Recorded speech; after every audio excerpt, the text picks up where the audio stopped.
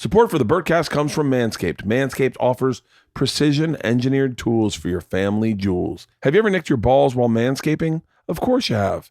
That's why Manscaped created the Lawnmower 2.0 electric trimmer with skin-safe technology. No more painful nicks or snags. Over 1 million men have confidently manscaped with Manscaped's precision-engineered tools. And if you nick your sack, just send it back. Are you still powdering your balls? That's a thing of the past. If you want to keep your fella fresh, cool, and dry all day and reduce chafing, get the Manscaped Crop Preserver. You already put deodorant on your armpits. Why aren't you putting deodorant on the smelliest part of your body? Get 20% off and free shipping with the code BERT at manscaped.com. That's 20% off plus free shipping and a free travel bag with the code BERT at manscaped.com. That's 20% off with free shipping and a free travel bag at manscaped.com. Use the code BERT.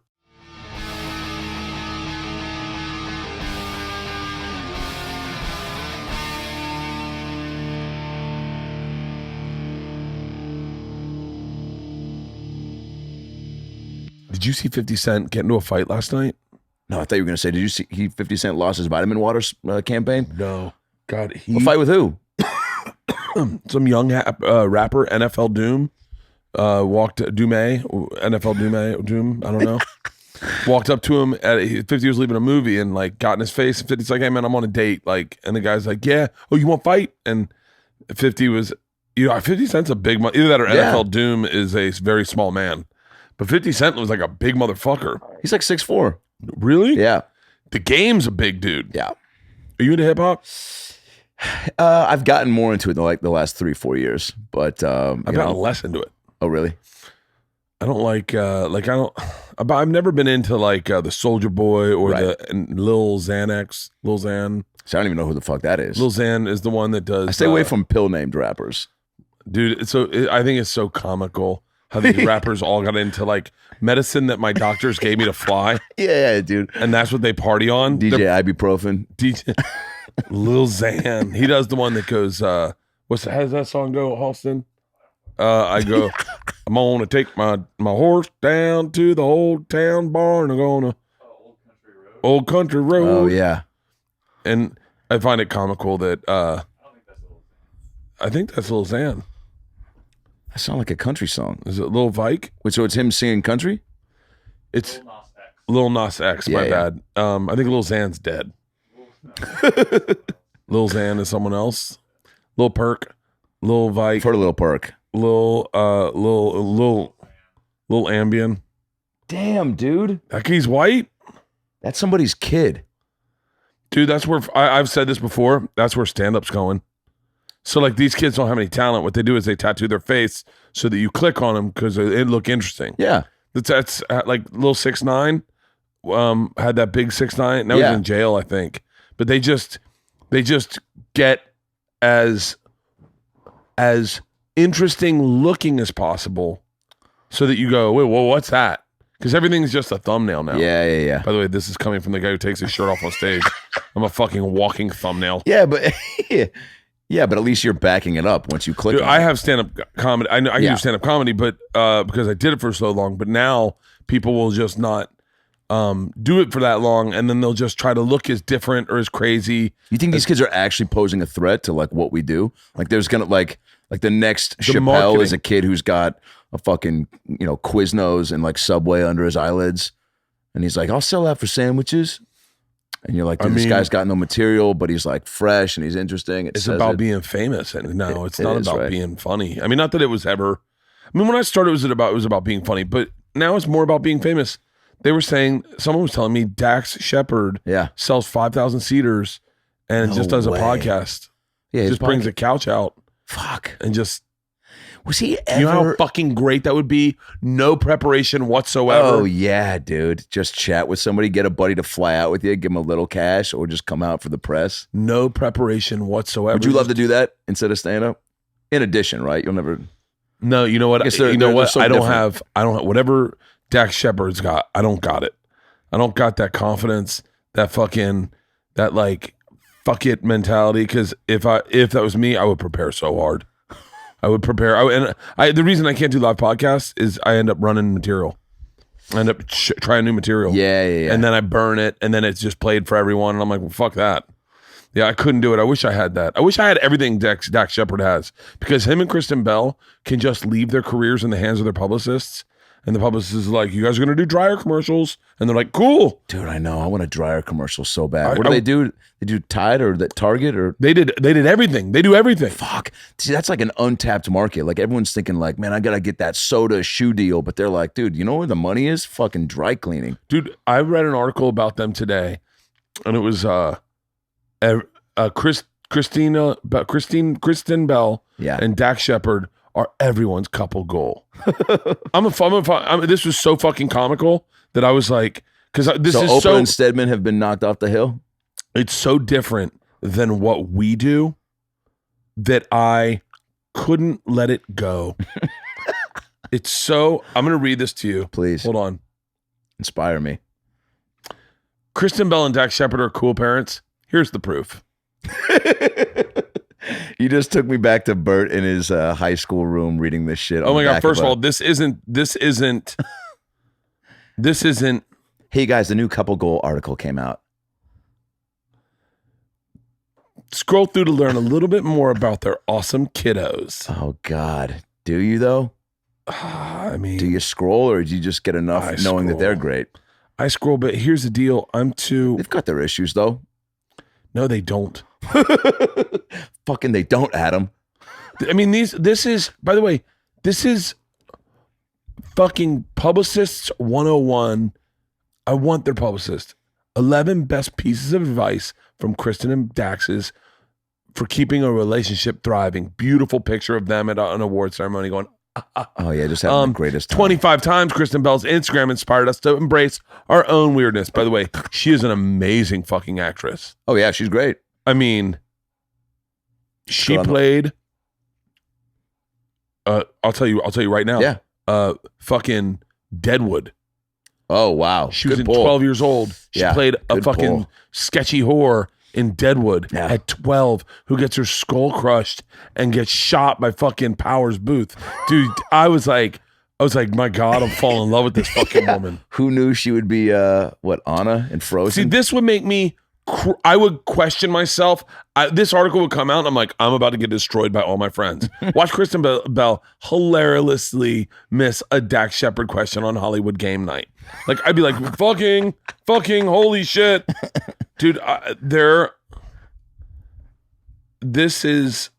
You could get one of these lists, 10, watch Bert's 10 most inspiring ways to take a party up a notch. No. Here are some tips. Here's how they make it work, okay? Never walk out during a fight. All right, already? How else are you supposed to fight? Yeah, dude. That's what... Someone leaves, they follow, or it just fucking, elevates from that. I've only walked out on fights. Yeah, I've never once sit and tried to figure it out. You walk out. That's how the fight starts. Usually someone walking out. You wake up and you go, I was being a dick last night. I was drunk. I'm sorry. Oh, you hit the reset button. I have to. A fight happens. You just that's a smart move. Like my girl and I are starting to get a little testy in certain spots, and she wants to work it out for hours. And I'm just like, but I want to be like present and available. But I'm like, trust me, if we just fucking crash and like let this sit, like tomorrow's a new day. Like, dude, I am hardcore into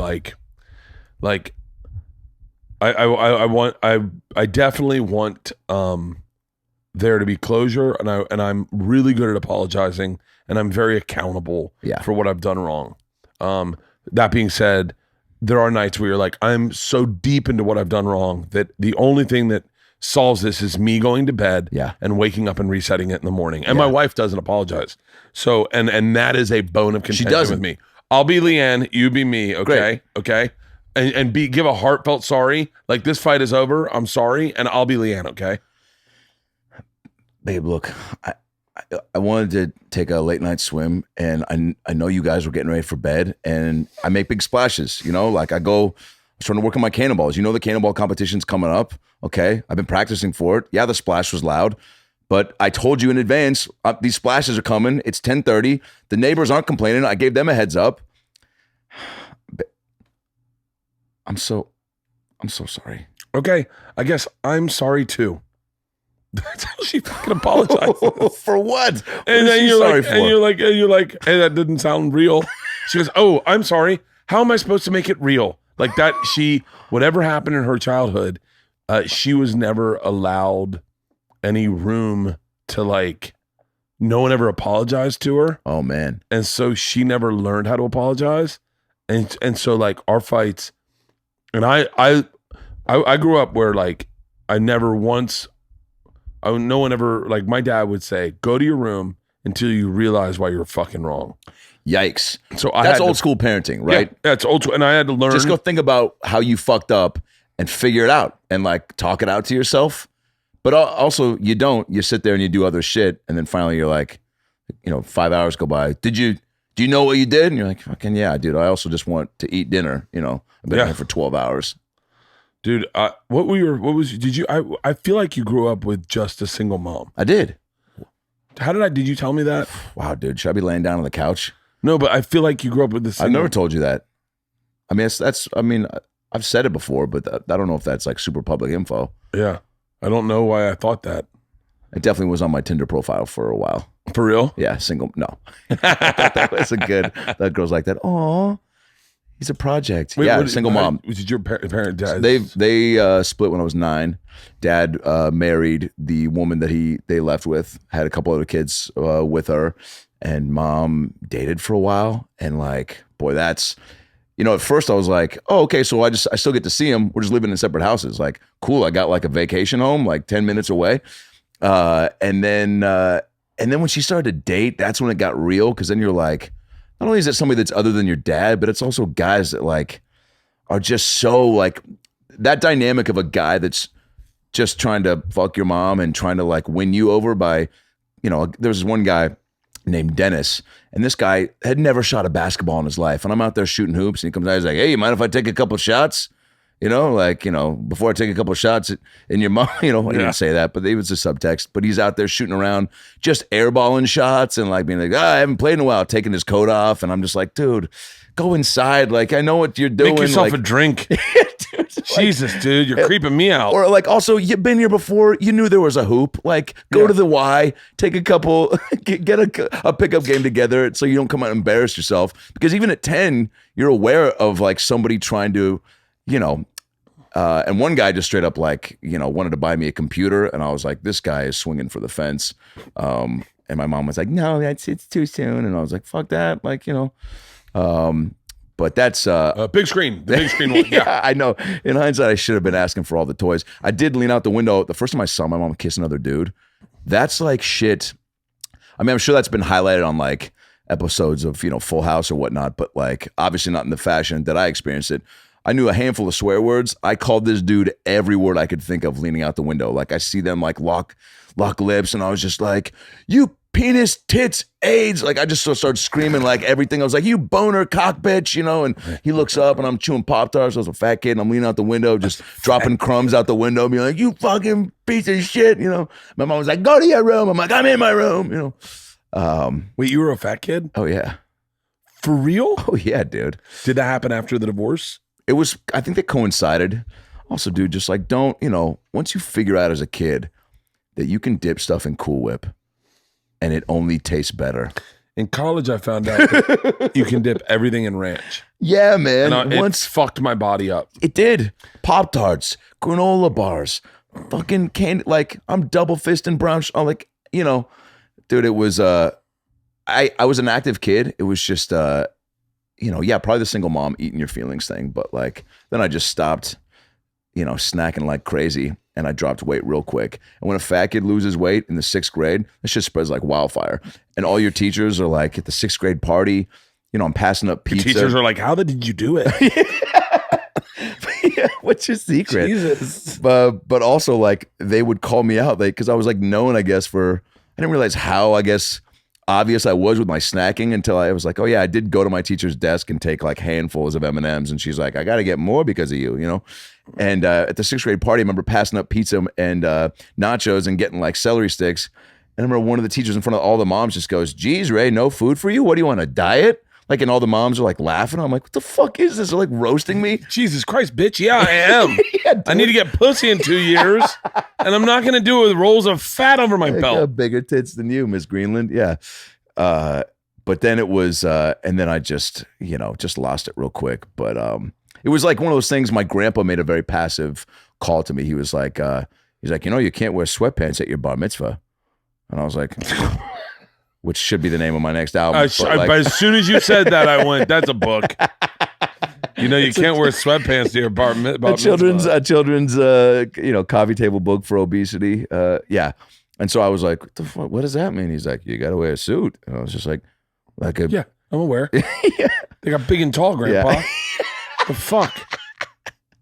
Yeah, ease up, Dolph. But my mom also got hassled for her weight as a kid. So that was her whole thing. She's like, I never wanted to make an issue of it to you because I got hassled. But I was like, when you see me sneaking in to borrow your bra, you could probably chime in. What's it? You brought up a point that I don't know if you brought it up, but I envisioned it. And I remember my parents split up for like a second when I was like 20. Whoa. 20. Still weird. I must have been 21.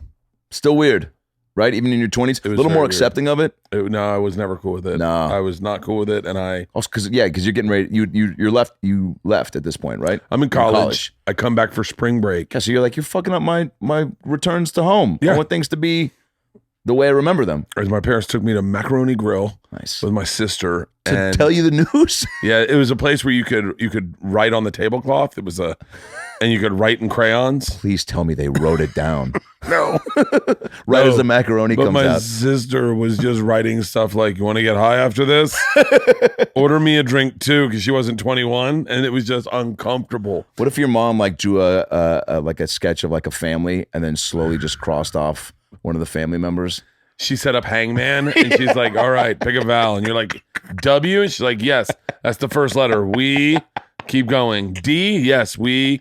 Next 3 letters, and then D. The next word starts with D. Yeah. Getting divorced? Yeah. I shut down. I shut down totally. I then acted out by cheating on my girlfriend because my dad cheated on my mom. Yep. And it was just fucking shit. Isn't that funny? I did that in college.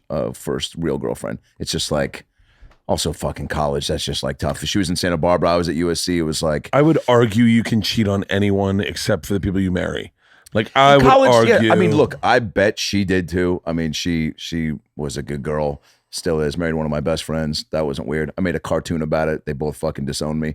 Oh, for real? Oh yeah, dude. I made this cartoon that's online. This guy was my best friend since first grade. And she was we thought we were going to get married at one point. I'm definitely over it. And she was at Santa Barbara. I was at USC. Then we did it for 2.5, almost 3 years.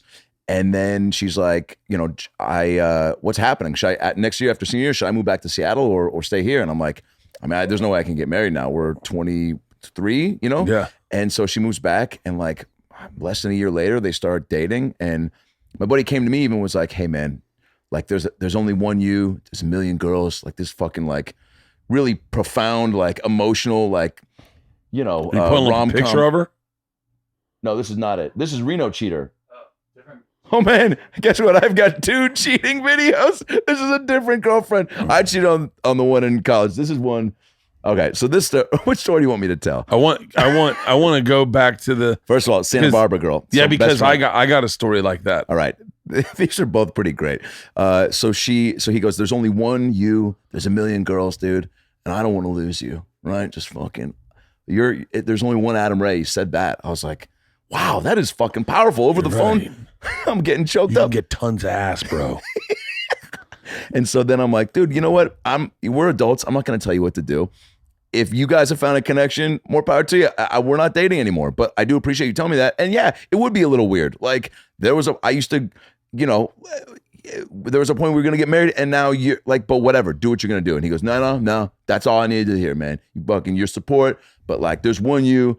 And then 8 months later, I'm in Seattle at a Mariners game, and I see them walk up with a couple of their friends holding hands. Say on the jumbotron. He proposes to her on the jumbotron. You're like, hey, wait, I know. Oh, shut the fuck up. And then they cut the camera to you alone. Kiss cam. big line through it. I'm holding 2 hot dogs, I'm dipping doing them in Cool Whip. Somebody slides in a Cool Whip for me. Yeah, someone slides another hot dog. You just take it and eat it. Oh, that's fucking great. So they got married, and one of my buddies at the cabin that my girl ex and I used to go to in high school with her family, my buddy goes, dude, you gotta come. Like, it's gonna be weird if you're not there. I go, it's gonna be weird if I am there. And very weird if you're there. And my buddy who got married even hit me up. He goes, hey man, so I was making the guest list and I got to your name, and I thought to myself, how could he not be there? But also I thought to myself, what's he gonna do if he comes? And is he going to be cool? And I'm like, what do you think? I'm going to get fucked up and heckle from the back? Like, that was supposed to be me. Like, you know? And so... Fucker, I did. God. And so that, you know, and that's all good. So I made this video, the cartoon. Oh, shut the fuck up. I made this cartoon about what my wedding speech would be like if I went to the wedding. This is it, basically, right? Just a fucking heightened, crazy speech where I'm saying, like, you guys better name your kid after me. Fucking, like, just whatever. Like, yeah. And their family saw it, posted up. It got circulated between all our friends. Everyone's hitting me up being like, let it go, man. I'm like, dude, this is the benefit of, and my job as a comedian. When something like this happens, spinning this is how I dealt with it. And I also was cool with it. I never had a problem with it. I was like, yeah, it was a little weird and finding out, like, through seeing him at the game. But then I was like, oh, you know what? Good for them. Now I'm going to make this video because I've been dealt this card. Isn't it right? That's what you're supposed to do. You get something. I think that's cool. I wrote a letter to, I wish I could find this letter in my outbox. I wrote a letter. I got cheated on. I dated a girl for, like, I don't know. I always say 5 years, but I'm the kind of guy that whatever I remember the thing to be, I just say the thing, and I could be off by a year. I don't remember. 5 years, I want to say. I met her my freshman year of fall of 91, and we dated until I got back from Russia, which was 95. Wow. 90 to 95. Wow. And so, and then I came back, she slept with my best friend. And, dude. And it destroyed How'd she tell you? Me. Macaroni grill? No.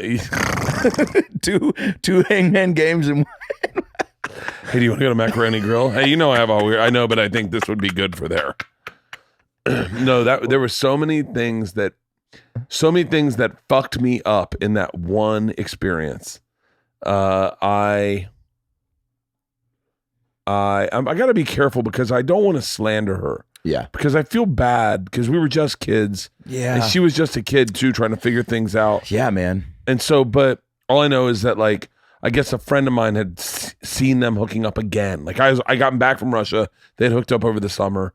And then my friend saw them hooking up again when I was back.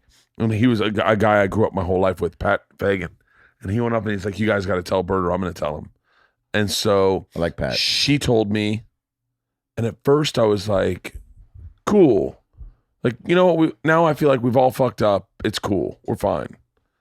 And then it just started escalating. Like, it wasn't just one kiss. It was over the summer. And then I was like, well, if it was over the summer, you guys definitely had to fuck. You started asking questions. She's like, no, we didn't fuck. And then all of a sudden it was like, okay, we fucked. And we were kind of seeing each other. We were kind of like, everyone knew about it. Everyone's laughing behind your back. It was like just escalated to the point where, so then the day that everything came out, my buddy Mike Osborne said, hey man, I'm not good with emotions and stuff. I don't know how to help you on through this. But I can tell you that if you drink, it goes away. And I was like, okay.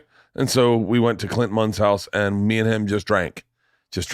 If you drank, it goes away. Yep. And that is, and he goes, I know this isn't healthy advice, but if you drink, it goes away. And at the time, Clint was dealing pretty heavily with OCD. And so we just went to Clint's house and watched him count his books and then like go, oh, dude, I got 100, right? It's 100. You saw me count 100, what right? What a fun drunk activity. Like, dude, you mind if we just drink and watch you do OCD shit? Yeah. And he goes, like, it's 12 steps. Do you count the first step on 12 steps up? And so we sat. Just mind if I organize some silverware while you guys party? No, dude. Dude, he was the funnest guy with OCD in the world. OCD guys are pretty fun. They just got that one little side gig, you know? I remember, and we kind of fucked with him a little bit. It was back when you didn't know that mental illness can really fuck your life up. Yeah. And we would be like, come out of the bathroom and be like, how many towels do you think we got in the bathroom? And he'd be like, great question. And then next thing you know, he'd be like, 1,033, I think. I'm not certain. Like, yeah, he was a really fast. There was that whole group of guys that I lived with that period of time were very fascinating guys in their own right. Like just different fucking men. And then I drank. I hooked up with this beautiful girl. I tried to get the other girl back. I fought with her in ways you're not proud of. Like threw a beer on the hood of her car one night. She hit me with her car. I walked into a party. She was talking to the guy that she cheated, and we were like trying to figure things out. She's talking to the guy she cheated on me with, my best friend, and I saw me, and then went running out of the place, got in her car, and then drove the car into the party. No, I walked in front of the car going, hey, and she hit me with the car. I hit her through a beer. Like, I just stuff you're not proud Yeah, by the of. way, I threw a beer bottle at her car. Oh, by the way, she hit me with the car. Yeah. So guess what? Yeah, the beer bottle thing makes sense. It was not, none of it was pretty. And it was gross. But man, I learned one thing is that I'll never fight again with a girl. I never go outside to do it in front of her vehicle. I'll never make a scene. I'll never, that's not cool. Yeah, man. And so I think girls are good at public scene fights. Yeah. Guys, real quick, at least in my experience, like want to kind of reel it in and like, yo, can we go somewhere? Dude, I dated another Can we girl go to after a macaroni that grill and take care of this? who was cheating on me also. I'm pretty sure. She hasn't admitted it, but I'm pretty sure she was cheating on me. I was living in New York, so I started stand-up. By the way, there's a show real quick, going back and tracking down all the girls you think cheated on you and trying to fucking get to the bottom of it. And just like do a bunch of, lay out all the facts the way American Vandal did with those two high school kids trying to find the kid who drew dicks and shit everywhere. Like just go and find all your exes and put all the pieces together. Dude, I got to the point where I was just like, I remember went to that car. I flew down to Orlando to surprise her for a weekend. I was going to hang out, and I went to her house, and there's the new girl, and she was getting dressed to go out on a date. What did she tell you she was getting dressed for? She just screamed at me and said, "You're invading my privacy." I was like, "We're boyfriend girlfriend." Like, I'm coming down to. And her sister yelled, her roommate or her sister yelled at me. You can't just show up like this, Bert. Yeah, and I was like, it's hold on. It's fucking Orlando. My buddy Eddie's in the car, and I get my buddy Eddie is one of the greatest guys in the world, like really one of the greatest guys in the world. And I get in the car, and he's just like, hey, just for the record, you didn't do anything inappropriate. You're her boyfriend. You can totally come down and surprise her. Surprise visits are a part of the relationship. Yeah, and he was like, she's cheating on you. And he's like, we'll just go back to he lives in Orlando. He said, we'll go back to my place. We'll just deal with it the way we deal with things. And we just drank the whole weekend at his apartment. Was it great? Yeah. Were you able to flip a switch? And I flipped a switch that weekend, and I flew back to New York, and I said, I'm not going to ever call her again. And I said, I'm never going to call her again. And I said, I'm never going to pick up this phone and call her again. I said, I was in my, we had a one bedroom, a loft across the street from the Comedy Cellar, me and my buddy Ty Rodriguez. And I was like, if I'm not going to call her today, I need a project. Yeah. So I called my dad and I said, can I borrow $300? And he was like, what do you need it for? And I said, I'm building a spaceship. Yeah. I'm building a loft. Whoa. So and it was like first thing in the morning on a Monday morning, I gotten back from Tampa and I called my dad. My dad said, I'll tell you what, figure out what wood you need. Call the lumberyard, order it, and I'll give him my credit card. And so I went, done. Built a loft, and she called in the middle of the afternoon on my phone, and I let it go to voicemail. And I felt so powerful not answering that phone. Yeah, dude, because you wanted to. Because part of you is just like, you want me to come back to Orlando? I was like, nothing you can say is gonna fix this. No. And that was like, it was the greatest. Like, I look back at that and I go, and then I, you know what I said, which was really wise. I go, I'm done with chicks for a while. Just dudes. No, I'm done with that loft. I should have, if you let me finish, it was a gay fucking loft. And it was, I was like, I'm done with chicks, man. I'm done with chicks. I go, I'm not good with this. Yeah. So I got to figure it out first. So I did I'd hook up, but I was like, no feelings involved. We can hook up, but I'm not into this. And that was the healthiest thing I ever did for myself. Put a guard up. Yeah. I was like, I'm just focusing on stand up. Good move. And that's it. Yeah. It's crazy getting dumped. Man, do you think, I mean, look, I think after my Reno experience, which was that last song you guys pulled up, that to me was where I was like, oh, what everyone. was the Reno one? So after the high school girl, dated a girl, end of college. She went to New York to do the NBC Page program for a couple of years. We did long distance that time, LA to New York. All my Universal Studios money that I was, that was my job at the time, tour guide, Wolverine, hosting the Fear Factor live show. And I would take all my checks from that and just fucking fly to New York for like a week at a time, come back, fucking strap the claws back on, fucking, you guys ready for the fear? Just do all that bullshit. Over there is where they shot Escape from LA, and over there is some bushes where they shot the film Bushes 2, Attack of the Bushes. I would just make shit up all the time because people took pictures of everything. And I did have a tram full of Japanese tourists one time, and I was like, with the driver, I was always like, dude, what do you think I could get people to take pictures of? And we pull up outside of Jaws, and I was like, dude, Mike, slow down. These bushes were in Bushes 1 and Bushes 2, Attack of the Bushes. You might remember that scene when Pacino was like, how are we going to get out of these bushes? And people were just like, oh, shit. Start taking all these pictures of it. And so I'm doing that. I go to New York, see her, and then she went to Reno to be a news reporter. And so it was closer to LA, but Reno, you go from LA to New York to Reno, man, like that depression is just waiting in the wings to fucking strap itself to your back.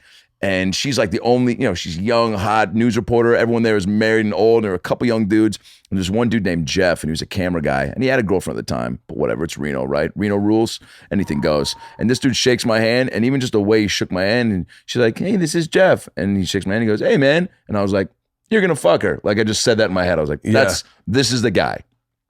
And then we went to San Francisco for Thanksgiving. We were on our way there, and she takes out, the way she told me, instead of writing it on the table, she takes out a little piece of paper, and she starts crying. We're sitting there in a room, and I'm like, you've been working on some short stories? What are those? Right? And she's just like, and I was like, what happened? And she's like, so Jeff and I was like, oh, went to the movies to talk film. And she's like, no, tell me. And she started, and like, I started asking all these questions that I didn't want to know the answers to, right? She's like, maybe this and that. And then I was like, did you suck his dick? And she's like, I was like, what did it taste like? She's like, what? I was like, I don't know how to handle this. I'm asking all these questions. And I just, and was he big? Yeah. Dude, I was like, did you fuck him? She's like, yeah. I was like, did he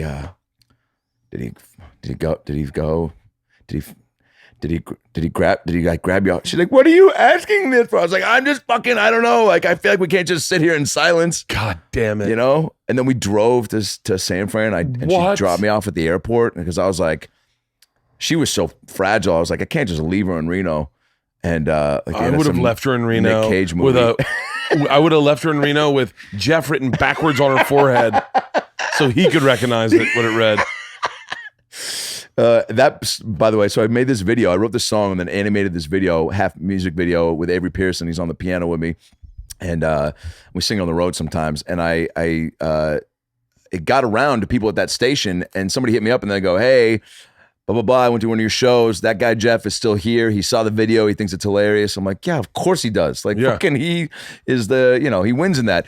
And I was like, yeah, I was going to post it on his Facebook wall because I tracked him down to just like, I got some weird, I was like, maybe this will be closure to post it on his wall.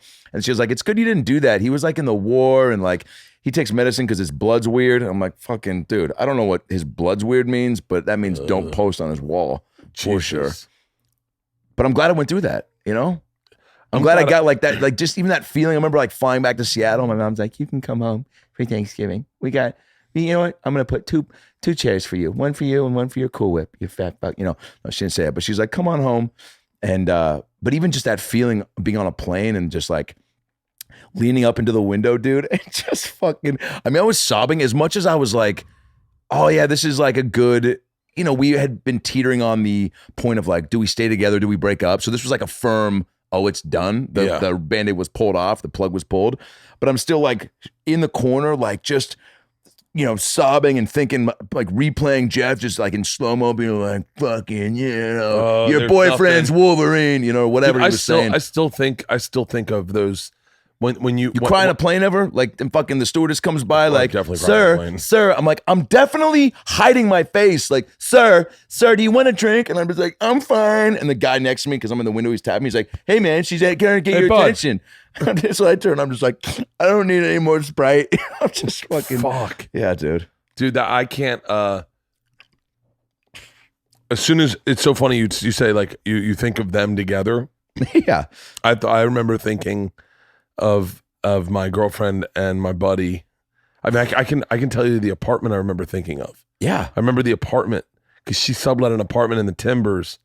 And I remember I was like, you'd think of them, and you just be like, ugh. And it just makes your heart sink. And then one day it doesn't. Yeah. And then one day you're just like. For me, it was like 3 days ago, dude. I finally was like. I was still fucked up about that girl when I got my first development deal. Wow. I was still fucked up about her because I was like just her. Oh, and then she ended up marrying another one of my friends. Great. And so I think I wrote a letter to them and emailed it about how I was happy that I don't fucking know what I wrote. Yeah. I'm so embarrassed. If I read it now, no. I'm sure I didn't. I'm sure it wasn't even keeled and insightful. I'm sure it was like, I'm rich now. So I'm not sad. Yeah, I'm not sad at all. I'm in Hawaii with my sister, who I love and would never do what you did to me. By the way, that girl should have cheated on me. I was such a bad boyfriend. I was such a horrible boyfriend. I cheated on her. Like I just didn't give a fuck. Were you just like so fun at parties and stuff that other girls were just gravitating towards you? And so your girl's just like, I could definitely, you were took Jello shots with those girls, but we never make Jello shots at home. So now you're doing them. You actually told me you were allergic to Jello at one point. You're like, no, I said I was allergic to grape Jello. These are cherry Jello shots. Maybe you don't listen. No, I didn't fuck her a lot of chicks in life, and I guess I'm done now. But what is the craziest thing you did at a party where people go, holy, I mean, I don't know if you've probably spoken about this in some, but like the first time I want to know the first thing you did at a party where people just were like, are you fucking kidding me? And then the first thing you did that you remember being like, oh, like that was, even for me, that was like maybe too crazy. Oh, there's so many. I can't wrap my head. Like I immediately go to like that movie thing of a guy jumping off a roof into a pool, like shit, like in that world. Or I would. Well, I mean, one of the things something up your ass. Like what is even the things I remember are things where I go, God damn it, that was funny. Right. Like I remember. So you're always doing it for the joke. Oh yeah. Yeah. I remember climbing the light pole on Tennessee Street. There was like a light pole on Tennessee, and I climbed up it. I was always good at climbing ropes. I climbed up this light pole. Is that on your Wikipedia page? No, I was always good at climbing ropes. Great skill set. We had in gym, were you the kid that just fucking flew up that thing? Dude, I could climb up a rope without feet. Dude, without feet? Dude, I was in pretty good shape as a kid. Dude, upper body strength. I was a legit. No, there was a guy, Mark Capaz, who could climb up the rope upside down.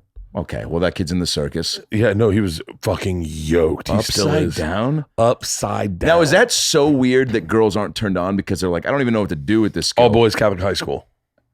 Wow. Yeah, all boys Catholic high school. So like something like that was like. So girls probably heard about it. Do you know there's a guy that can climb rope upside down? We didn't share that. We're like, fuck you, Mark. I climbed up a light pole one time. There's maybe 3,000 people in the street. All the bars are closed. It's 2 a.m, and I climb up a light pole. The cops are trying to corral everyone off the street. Yeah. The cops are doing everything they can. And I climb up to the top of the pole and I go, ladies and gentlemen, give me your attention for 1 minute. I have a lot of marijuana at my house. This is 1995. The cops are like, whoa, whoa, whoa. I go, it's not on me right now. You can't even say the word pot out loud. But if you know where I live, come to my house. I will get you all high. I will smoke you out. Listen, if you don't know where I live, whisper it to a friend. Do not let the cops know. That is the game. Do not let the cops go. I am taking a ride home now. I will see you there. And 1,000 people showed up at our fucking house. Shut the fuck up. People took their cars and barricaded the entrance of our subdivision so cops couldn't get in, and we just threw a fucking impromptu party. Dude, one of the best days of my life. Dude, that was the original like flyer on the telephone pole. You're like, let's take it up a notch and just be the flyer. Dude, we used to throw parties that were like, I mean, they were so big, you just couldn't wrap your head around it. You can't, like, it's like the size of a riot now. But and we lived in this place called Indian Village, and we were all ponied up to the pool. Like the pool was dead center. We all had balconies, like decks looking onto the pool. And it was like, me and my buddy Hutch, and then these Lambda Chis, these Sig Apps, these ATOs. Yeah. And I was an ATO, and we would just all get kegs. We got sponsored by Bud Light. The Bud rep, fucking awesome. Wait, because your parties were so lit? the Bud rep would drop off kegs for us, and we would pay cost, and they gave us Budweiser banners to put on front of our houses. Oh my God. Did you ever have, I was in a frat too at SC in AE Pi. They called us AE High because we smoked so much pot. Yeah. One of my first jokes was like, I made a bong out of a shofar, which if you know what a shofar is and you're a Jew, that crushes at bar mitzvahs. It's a shofar. Shofar is a lamb's horn. I don't know why I'm holding it like this, but it's like maybe like a pan flute. Or pull up the shofar. The first time this has been said in this. Oh, wow. Yeah, there you go.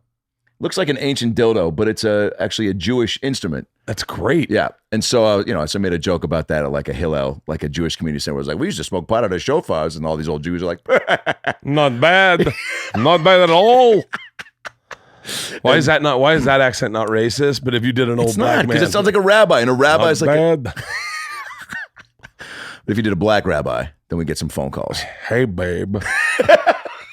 By the way, black rabbi, if it's a great name of a great band. Great name of a great band, but also if you have some alter ego, some Larry the Cable Guy character, if things as you start to take a turn and you're like, dude, I got to reinvent myself. I'm the black rabbi. It's a great middle name for a second child. Charles Black Rabbi Kreischer. Yo, Black Rabbi. But did you guys do in the Greek system the exchanges, like where a fraternity and a sorority would get together and rent out some club or something and all go, like you would ask each, like you would go party and then come back and no, you never did that? I don't think I follow. So we did that one night, right? API and I think it was Kappa Gamma or something like that. And we go out and the theme was saving lives. So all the girls are dressed as nurses and doctors and dudes are firefighters and cops. And I bought this Batman suit that I had bought to wear on Blind Date. Remember the show Blind Date? Yeah. I went on twice as a joke. I wore wigs. There's footage of it online somewhere. I wore a wig to this one, right? And just got real high. They picked me up in a limo, right? It's just like Gilligan's Island hat with long hair underneath. And just as a goof, I was in college. Like, I'll be fun to go why not? fuck around that show. And I'm just like being like, yeah. Oh, that's not it. That's a sketch with my buddy Beck. But close. And so I'm on the date with her and she's from Chico. She's got fucked up and she, I told the producer at one point, I was like, hey man, this is a wig, right? And he's like, that's fucking brilliant, mate. He's like, dude, just keep it on. Like, don't freak. There it is. And so he gives the girl scissors. That's the second date I went on. I went on twice. So he gives the girl scissors, the first one. And at one point she tries to cut my hair and I just pull the wig off and she starts freaking out. And she didn't make it. They took her home before we could get to the hot tub. Because my whole thing was, I want to get to the hot tub. Yeah. Because I had this whole bit in my head where they would have a wide shot of me in a Batman suit in the hot tub with a drink. And then they'd just cut to me and I'd go, bathing suit. They said, bring a bathing suit, not a Batman suit. That was my whole reason for doing it, was that moment. Didn't get there because she fell over in a bar, which was on E's 101 Best Dating Moments. I'm on that show. That was like my first credit. It's not a credit. It was my first moment on TV. Bring me up next time at the Comedy Store to E's 101 Dating Moments. I will. And bring me up as Talk Soup's Clip of the Year. What? I like Talk Soup's Clip of the Year. My ass getting waxed. Oh my God. Keep going. So we're in the bar and there's no way. The producer at one point was like, there's no way we're getting to the hot tub, by the way. I'm like, but I got the Batman suit. He's like, dude, give it a rest. Yeah. And so we're standing there and all of a sudden she got these long legs. She tries to do some weird dance and her legs just fucking goofy, cartoony, do like a woo, woo, woo, woo. And she flies in the air and hits the ground. And I just kind of take a step back and go, whoa. And that's the clip. And I got all this like hate mail too of people being like, you just let her fucking fall. I'm like, dude, we were both hammered. So then we don't get to the hot tub. I have the Batman suit. I wear it to the Saving Lives exchange, right? My fraternity, exchange thing. And I blacked out. It was the first time I like blacked out, like fully just passed on the floor. They picked me up. Was asleep on the bus, and then I'm being carried down the USC's Greek Row, which is just one long strip. I've been there. Was that you? Yeah. Oh, yeah. And just one long strip, and two guys on the football team in my house are carrying me, and one of them, almost like Cuba Gooding Jr., when he wakes up, like I kind of slowly started to wake up, and they're like, yo, you got to see this, man. You got to wake up. And I'm like, what's going on? They're like, just try to open your eyes if you can. And it was a Thursday night, big party night at SC, and everyone, like, it's a packed fucking row, and people are cheering and clapping because fucking Batman's being carried down the row, just like blacked out drunk, and everyone's like, Batman! Like the Cape Crusader will rise again. People were screaming all this shit, dude. Fuck. And it's so funny. Like when I just moved, I found that suit and I was like, God, do I hold on to this? Like, but if I had all these memories of fucking blind date and like getting carried down the row and yeah, I kept it, you know? Really? Yeah, because I'm going to sell it on eBay at some point. That's not true. It's probably going to get lost in the next move, but. No, you got to, there's a lot of costumes I wish I held on to. Right? Costumes were fun back then.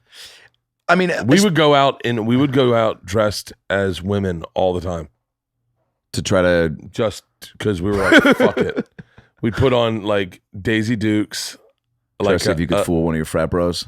Oh, no. We just have some fun. Just dressed like women. Yeah. Just like not even trying to sell it. Just dressed. More probably like gay men. Like just. Shave? Nope.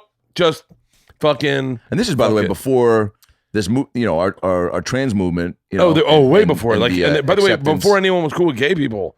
And we just thought it was like, why not? Like, fuck it. Yeah, it's fun. People it's would funny. make comments. What are you guys, gay? And we're like, yeah. And they'd be like, isn't that so funny? What are you gay? Like, yeah, I remember me and my with buddy those Eddie, shoes. me and my buddy Eddie were like, yeah, what are you gonna do about it? And they're like, no, it's just weird. And we're like, but like, how does it affect you? Nothing, dude. I mean, we're still gonna fucking. All right, it's your turn to play pool, but like, all right. It was just so bizarre. But Eddie and I don't know. I always like to be. I was way much more progressive when I was in college. Yeah, because I was just like. I think I'm always, whatever I'm surrounded around, I kind of go against the grain. And I think college was a lot of people who were very conservative. Closed-minded. And track. This is how it is. I didn't get that. Like, that's amazing that you would just go against what was popular thinking. I think I still do that.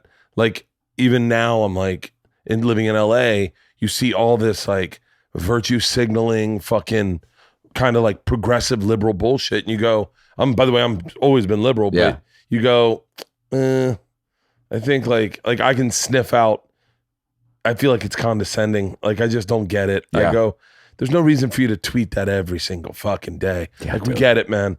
No one's really happy with the way that our presidency is working out. Yeah. No one's like through the even guys that voted for him are a little bit like, okay, all right, well, we're gonna get through this. But there's some people that are still sticking to their guns though, which is great. When I meet still current Trump guys that are just like, man, he's fucking, all right, he's going to grab he didn't want to grab all the pussies. Like, you're being the weird one. But even then when he says that, I get so contrarian where I go, so Billy Bush got fired for that? Like, yeah, dude. I go, I had a dream about Billy Bush last night. I love that sentence. I had a dream about Billy Bush. We were driving. By the way, I had a dream about Billy Bush. If you say it 5 times fast without slipping up, Billy Bush shows up at your house. Fucking, I would love to see Skinny dips in your pool, lights a fire. Dude, I'm so much like Billy Bush. It's ridiculous. Because I don't like confrontation either. Make that documentary. I don't like confrontation ever. That's all. The only thing with him is he doesn't like confrontation. Yeah, he seems like a fun dude. And guess what?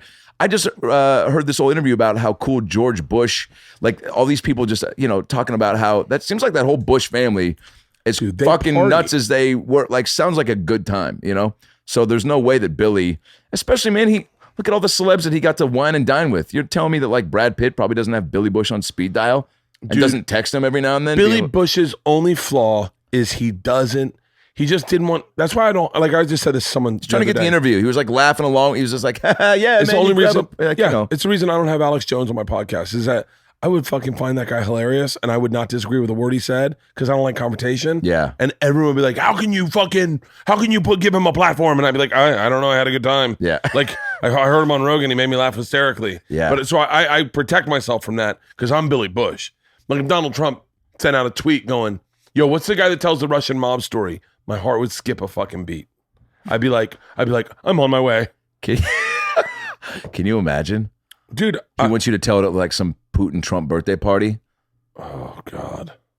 What would you do if Putin hit you up being like, I heard your machine story is very funny. I actually know a couple of the guys on that train who are driving it. They will be in attendance. They would love to see you. I'd go, Очень приятно. Меня зовут Bert. Как дела? How you doing? My name's Bert. I need to brush up on my Russian. Yes, even though I am Putin, I don't know what you said, but what is that? I would go, when I was 22, I got involved with the Rosie Mafia. Here's how it happened. I would definitely. My God. I have no. Can you imagine? People would come at you, right? Or what? I don't know, actually. Man, that might be like half and half of people being like, how could you? And then people being like, how could you not? I've already put it out there. If I get a call from Putin, if I get a call from Trump, if I get a call from Kim Jong-un, I'm partying. Yeah. I've already put it out there. And I know you can hate me for that, but that my life's not about like, I'm not super political. Like I like. If they FaceTimed you, would you pick up immediately or would you screen the call and be like, yo, sweetheart, what do I do? Immediately. Immediately. By the way, do you think they have access to all their numbers? I feel like you get to a certain level of fame and just power where you got, like, I feel like, who's the most famous person? Kim Kardashian probably has. Do you know Kim Kardashian? Oh, did I know? Yeah. Oh, probably Sandra Bullock. Like, oh, you worked with her in Heat. Yeah. In Heat. Yeah. Do you like still know her? Yeah. Oh, yeah. She did my podcast, just me and her. Really? Never done one. That was pretty cool. Yeah, you still text every now and then. Like, what did you ever notice? Like, did you ever notice anything? Like, what's the weirdest thing she did celebrity-wise where you were like, oh, we don't all do that? Like, told me I was a good actor. She never said that.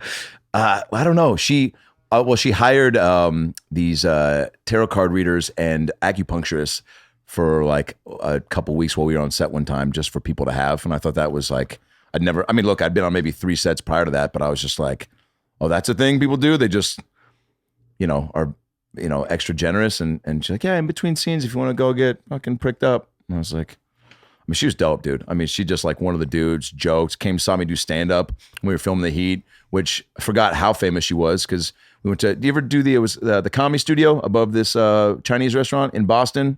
No. And we walk in there and her and people are just like, everyone was doing double takes because they're like, why would she be here? And then once they figure it out, and then Boston Globe and all these articles that she came to, see me do stand up and just hung out, man. Was just super fucking cool. We'd go out and get drinks, her, Melissa, and Michael McDonald and I, and yeah, super normal. I could see myself having like a total crush on her. Oh yeah, dude. It's I would have fallen in love with her. Yeah, dude, it was tough not to. It just like when they're that cool and that like. Was she dating Jesse James at the time? I think it was just after that. Yeah. So, there was an opening, but missed out. God damn it. Yeah, right? I would have, and you're a good looking dude. Man, I just think if you read her blogs, and I did, she did not have, she was just like, people that fucked with Cool Whip in the 90s, I just strictly stay away from. No, I don't know, man. There's Henry Winkler. He's pretty famous. I know him pretty well. I met him at nicest dude ever. At Letterman. Yeah. Yeah, he's a really sweet guy. The nicest dude ever. He, just like his son Max, who was in my fraternity, used to tell me, he used to like video. Kid? What's that? Is it dyslexic? Max? Yeah. No. Or is Henry Winkler dyslexic? Henry is. Yeah, he used to like videotape the rain and shit. He wrote these kids' book. I know. He gave them to my daughter. The coolest. He came, first time I met him, he comes up into the fraternity. It was like parents' weekend or something. He comes in. I was the only one in the quad of the frat. And he goes, excuse me. He goes, do you live here? I go, yeah. He goes, I'm Henry Winkler. I go, fucking, I know who you are. He goes, great. So I have my son's laundry. I don't know where to put it. Would you hold on to it for me? And I go, yeah, of course, dude. I got you. He goes, you're not going to shit on it, are you? And I go, what? He goes, we're in a frat. You guys do weird stuff. Please don't let anybody shit on my son's clothes. I go, no, I'm definitely shitting on it. I go, what? Like, as if that was going to be my next thing. Like, don't worry, Fonz. I got it. No one's fucking taking a poop on your son's jeans. Yeah. But he was like, I don't know what happens here. I was like, what do you think happens in a frat? He's like, don't people shit and piss on stuff? I'm like, fucking, probably, but like not, I think we're, not fresh laundry. It seemed like a fucked up goof, And so he's like, you promise me? He's like, I go, Henry, you have my word. I will not, and no one will shit anywhere near your son's clothes. He's like, that'd be great. He's like, if I come back and I hear from Max that someone shit on his clothes, I'm like, I don't want to know what you do. He's like, I don't want to know what I do either. He's like, I feel like that I learned about myself in that moment. And then we kind of laughed. And then the next time I saw him, he came through, and this was probably 3-4 months later. And he was just like, he came right up to me. He goes, thank you. I go, what? He goes, nobody shit on Max's clothes. And I was like, wow. Yeah, dude. And then I interned for him at Hollywood Squares and kept in touch. And he like, it's kind of served as like a mentor where he was like, anytime you have advice about the business, just hit me up. And like, I would. But he was like always very direct. I'd call him and be like, hey, Henry. He's like, Adam Ray, Henry Winkler, what do you need? And I was like, and I start to like just drag on. He'd be like, get to the point. And I was like, this manager doesn't call me. Like, what should I do? He's like, if nobody loves Adam Ray, then how can you love Adam Ray? And I was like, he goes, all the best. And they would just hang up. And I was like, just like weird, spiritual guru. I might have never even met Henry Winkler. I could have just, it's just like a Jim Morrison's Naked Indian. But yeah, man, there's certain people too that I don't want to meet. You know what I'm saying? It's like dude, like there's a handful of comics, yourself included, that, you get to be in this business long enough and you get to be around them and you're like, oh, thank God that they have, backed up the hype that I created around them. You know what I'm saying? Oh, dude. You, Bert, Chappelle, like these guys that I just put thank up you for on putting this. me in that group. Yeah, man. You. I it. Dude. So it's like, once we had our, time in Vegas and then being here, and then obviously your Something's Burning. It's like, dude, those things are just to have somebody that you look up to and put in this like thing, because I've had to be the opposite, where I've put people up here and then met them and I'm just like, oh, what a fucking bummer. Sports heroes of mine, like growing up, that were just complete assholes, and you're like, Gene Simmons. Oh man, really? Dude, he was such a dick to me. He gave me a limp handshake at the Comedy Store once. I was like, I would have rather you punch me in the face. Like he was such a cunt. Like grabbed the end of my pinky. I was like, was that code for something? And now he's blocked me on Twitter, and I never said anything bad about him, but it was just enough people going, Gene Simmons needs to apologize to Bert Kreischer. Yes. He was such a dick, and I was what a bummer. A fan of Kiss, and I told him that. Took it away for you, right? Oh, I won't listen to Kiss ever. Wow. If it comes on, will you leave the bar? Leave the house? No, but I'll take my makeup off. Dude, fucking Gene Simmons. There was, who did I meet? I met a lot of people because I was a host of a talk show when I first got to Hollywood. And I met a lot of celebrities. Bert Kreischer show? The X show. Nice. It was, and I met a lot of celebrities. I'll tell you who was really sweet was Carrot Top. He was very sweet. Heard nothing but nice things. Nothing. I've never heard anything bad about Carrot Top. People are so quick to judge if you get jacked out of nowhere and you got fun hair. Yeah. And you just like, you do that. Also, like, there's got to be a little bit of jealousy. Everyone's deflecting, being like, I could put a fucking baseball bat on a chicken's head and fucking make a joke about it. Colin Quinn, the greatest. Like I idolized him. Met him for the first time, and he couldn't have been nicer. Great, dude. Dave Attell lived up to the hype. Like that's what I wanted. And sometimes I feel like I chased that dragon a little bit. Like Attell, when I first worked with him, and I knew him kind of, but not really. Yeah. First worked with him literally 15 years ago today. Okay. 15 years ago today, I worked with Dave Attell. Wow. And he was sick. And he was like, I was like, and we get there Thursday, and I was like, hey, we're going to have a drink? And he was like, oh, I'm not feeling so good. I'm not feeling so good. And so then Friday night, I'm having a drink, and he was like, I promise you, tomorrow night, I need to get some rest. So he goes back to the room. So Saturday night, he's like, he dodges out on me, and I catch him in the hotel, like going to his room, and he goes, I know, I promise you, tomorrow night, I promise you, I'm not feeling good, but tomorrow night. Yeah. And then Sunday night, he just comes up and he's like, all right, tonight's your night. Let's do it. And he did not want to go out. You could see it. And he took me out to a bar. And every time someone gave him a shot, he handed it to me. Wow. And we partied. And he was like, all right, I hope you have a good night. Enjoy your baby girl. Take care. And he walked out and left me. And everyone's and everyone's like, Dave Attell? I was like, yeah, I worked with him all weekend. And they're like, God damn it, what's that like? I go, partied every night. Yeah, dude. Pretty much best friends. Dude, I love that guy. Yeah. I mean, I remember watching you laugh at you remember that? Dude, at the Crapshoot Festival, dude. I remember because then he brought you and Brad on stage. Yeah. I remember sitting in the back, and that was my favorite part of that whole thing was watching. I mean, he's always so great, dude. But I'm sure like any comic, there's certain nights where you see them in an environment that isn't entirely conducive even for like the place wasn't all the way full, which was weird. It was big. They just, it was falsely, the whole thing was promoted a little weird. bit like a convention center. Yeah, and there was like a windstorm that night, remember? So like a lot of people bailed because I guess in downtown Vegas, like a little bit of wind picks up and people fucking move back to Nebraska. And it was just like somewhat chaotic. And he even joked about that when he first came out. And And but the people were there were just so great, and he just was.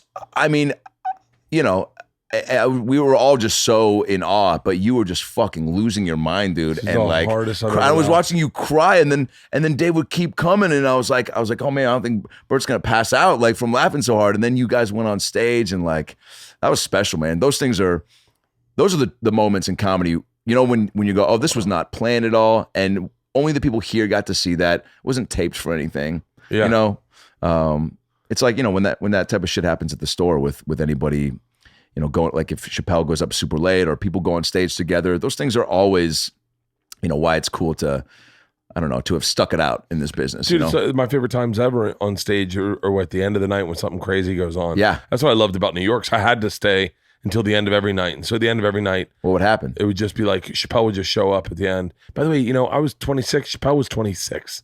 He was like my age, but he just go pumped. Up. Wow, dude. He would just go up and... At 26, he was dialed in, right? Because he started at 14. So. Dude, he had so much material. But by the way, just material to throw out.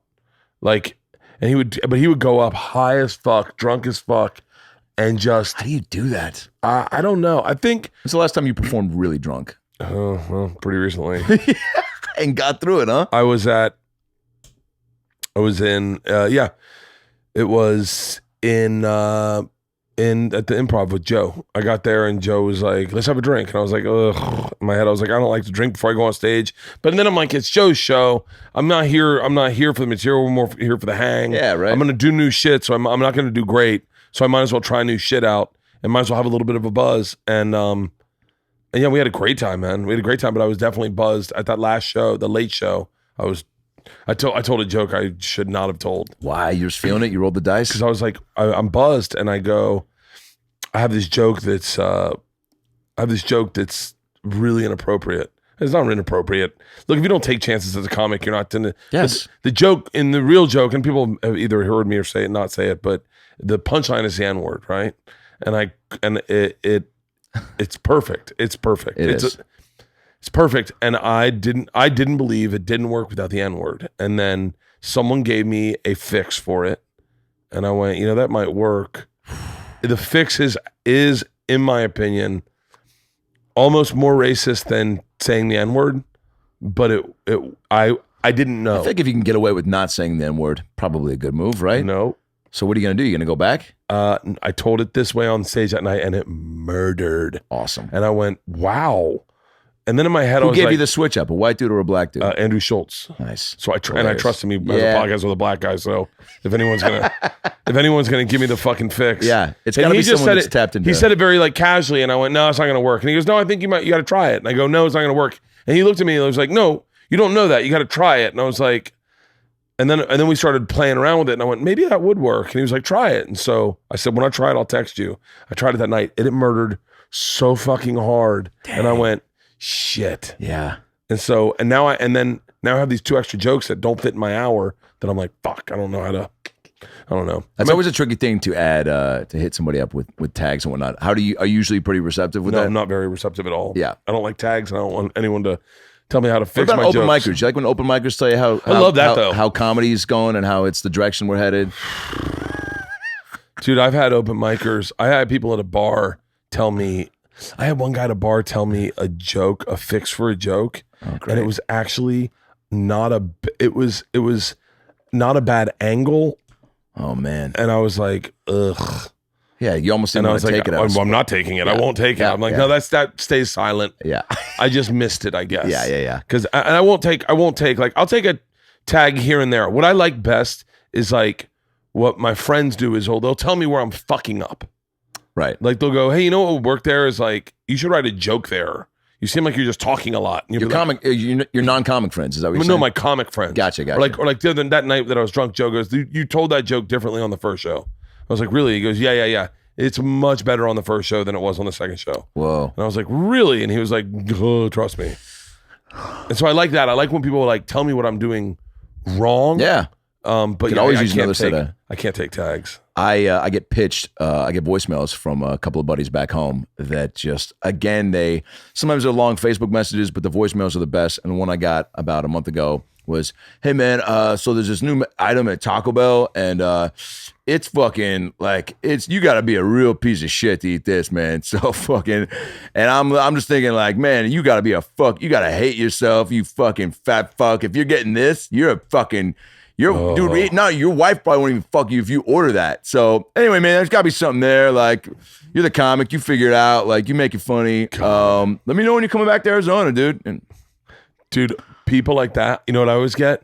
Dude, you gotta go harder at black people. Like, you don't understand. There's a lot of people that don't like them, and I'm like, I think, dude. Yeah, I understand that in Polk County. Yeah, but in in the rest of the world, everyone's pretty cool with black people. Pretty open to it at this point. Dude, why don't you fuck with gays? Like, you should really light them up. Did you know that they fuck in the butt, dude? That is different, and there's got to be some comedy there, dude. My whole beginning of my career, anyone from college, all their insights were like, dude, have you ever heard the joke where Martin Luther King and Donald Trump and Mike Tyson walk in to go see the Pope, and you're like, no. And they're like, well, it's a good one. You can tell this on stage. And you're like, no, that's not how it works, fuckface. Oh my God. I didn't know how to write a joke at all when I started. Like, I remember watching Did you do other material or stuff you had heard, or did you at least know that much? Oh no, I wrote what I found funny and it was all experiential. I've only known one way to do stand-up, and that is tell stories about myself or about my friends or about my family. But up until the point you started, you had accumulated enough experiences to even go to have something to pull from, right? And in fact, that's when people start getting in that world of like, maybe they're pulling from other people's shit or whatever. Even at this stage, even the people that are out there that are successful that you know, that sometimes get caught up in that, like, oh, that was fucking, like, you're like, oh, you're not living enough, and that's why you're starting to scramble. Dude, I lived so much by 26. You got books and stuff you probably haven't even tapped into yet, huh? Oh, I remember throwaway stuff where I was just like, you ever take acid and you feel like you're the needle on a record player because you're driving down the street and the world's passing you by, and people would be like, dude, you really done acid? And you're like, oh yeah, of course. That is the commercial for acid. Yeah. And the needle on the record player? Yeah. And then I remember we were driving in a car, and I was driving. We had come back from a Widespread Panic concert, and I was driving, and I felt like we were standing still and the world was racing past us. And I was like, that was the first time I ever had mayonnaise on a meatball sub. Dude, that is the follow-up to you can't wear sweatpants at your bar mitzvah. First time I had mayonnaise on a meatball sub. It's delicious, isn't it? Dude, it was amazing. I've never not had mayonnaise on a meatball sub. I'm wondering what snacks are better to combine and make concoctions of, like stoner snacks or acid snacks. You know what I'm saying? Acids, stoner snacks are the best. They're the best. What's the stoniest thing you've ever consumed or concocted on your own? Me and my buddy Croy. LaCroix? What? Stupid. Don't. Move on. We made Monte Cristo peanut butter and jelly sandwiches. Open a restaurant tonight. I'll give you $50,000. Monte Cristo Holy PBJs. Shit. By the way, why isn't there a food truck called Stonies or something? Or Stoner Snacks? They have one in Clearwater. Damn know what we called it? We called it the Hunch. And I said, why should we call it the Hunch? He goes, because I got a hunch it'll be good. Dude, I remember sitting in his fucking studio apartment. Was it amazing? It was so good. It was so good. He was like, well, we got to figure out how to make a Monte Cristo. Because I was like, we were talking. I said, I hate Monte Cristos because I don't like ham and cheese. I can't mix sweet with salty. He goes, me either. I go, why don't they make like a Monte Cristo with like a sweet sandwich, like an ice cream sandwich? And he goes, ice cream will melt. And then he goes, oh my God, I got a hunch. And so we went back to his place and we made them. And we were like, this is the greatest. Yeah, now it's super popular. Holy shit. Oh, so fucking good. There's certain things like that where if you go through your life, like, you know, look, be healthy or whatever, but certain treats that it's like, dude, you're going to skip out on that? Is it worth it? Don't get me started. I just had fucking 2 Mushu porks. I love Mushu pork more than anything. Really? I love Mushu pork. If a Mushu pork walked in and was fucking your wife, you'd get out of camera, you'd back up. I'd be like, oh, do you mind if we go threesies on it? Mind if we play a little game I like to call Leaky Submarine? Dude, I love Chinese food. Yeah. We have $260 worth of Chinese food in there because I could not contain myself. And you probably night. could have ordered another 260. Oh, I didn't think we had enough. What's the full? I mean, everything, or did you get like a lot of one thing? 3 orders of egg rolls. Nice. 5 orders of dumplings. Orange. I could go through the order right now. Great. Orange chicken, mushu pork, lemon chicken. 2 orders of spicy shrimp. Oof. We've got the coconut shrimp. We got salt and pepper scallops. We got fried chicken fried rice, vegetable fried rice, chicken lo mein. I mean, I'm. By the way, I think I'm dead on. I think I just named the whole fucking order. Yeah. What do they say when you order all that? My wife, you know what my wife said? Look how many chopsticks they gave us. She goes, this will tell you how many people they thought they were going to be here.